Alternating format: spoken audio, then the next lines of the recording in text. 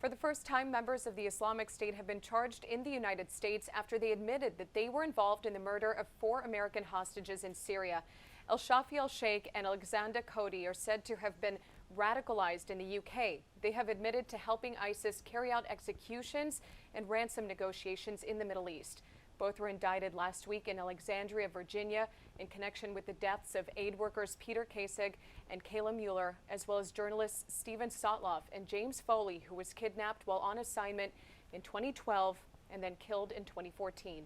Joining me now is the president of the James Foley Foundation, his mother, Diane Foley. Thank you so very much for your time. It's my pleasure. So it's been 6 years since we learned what happened to James. Although al-Sheikh and Cody will not face the death penalty if proven guilty, how significant is it for the families of the hostages to have their day in court and see these two potentially be thrown in prison for the rest of their lives?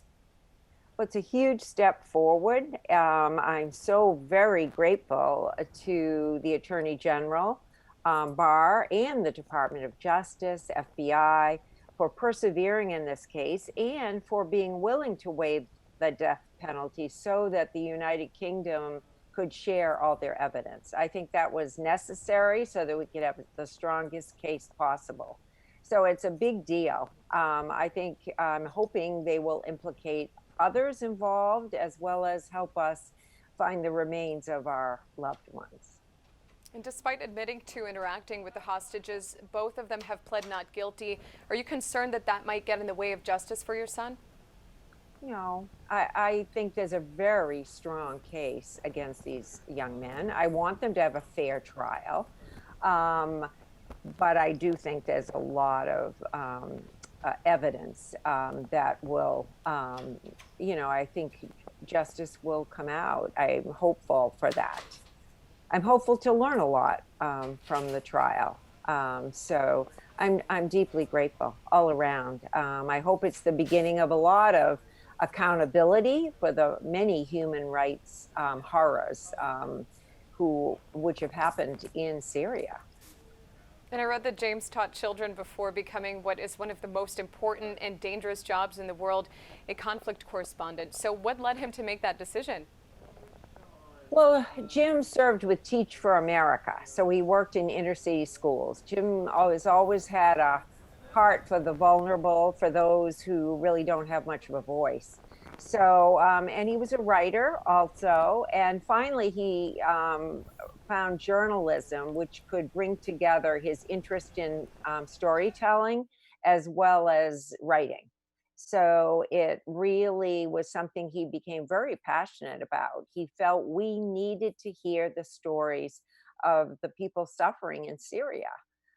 He felt there had become a real blackout because of the increased danger there. So there were fewer and fewer going there. And he had been held hostage once before in Libya. Why did he return to the Middle East to continue his work as a video journalist?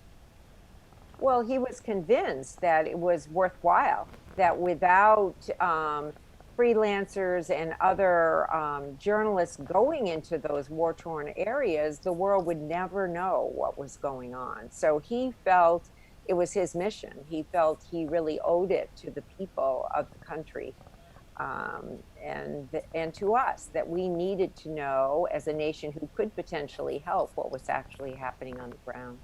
And we're certainly grateful. We're also coming up on his birthday, as well as an annual tradition that your foundation has launched called the Freedom Run. But because of the pandemic, it's going to look a little bit different this year. So can you tell us more about that and where the money that is raised will go?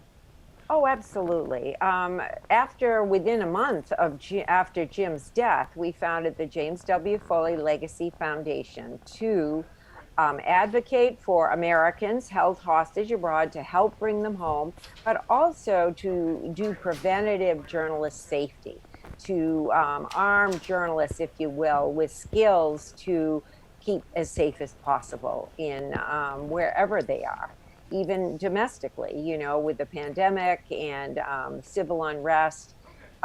We have developed a curriculum for undergraduate and graduate students so that they can, in fact, develop skills in this area. It's become very critical.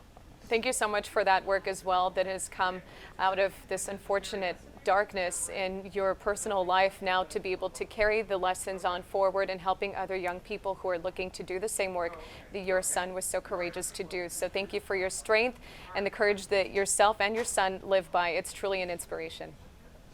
It's my pleasure. He challenges me every day. So thank you for your time. Take care. Bye.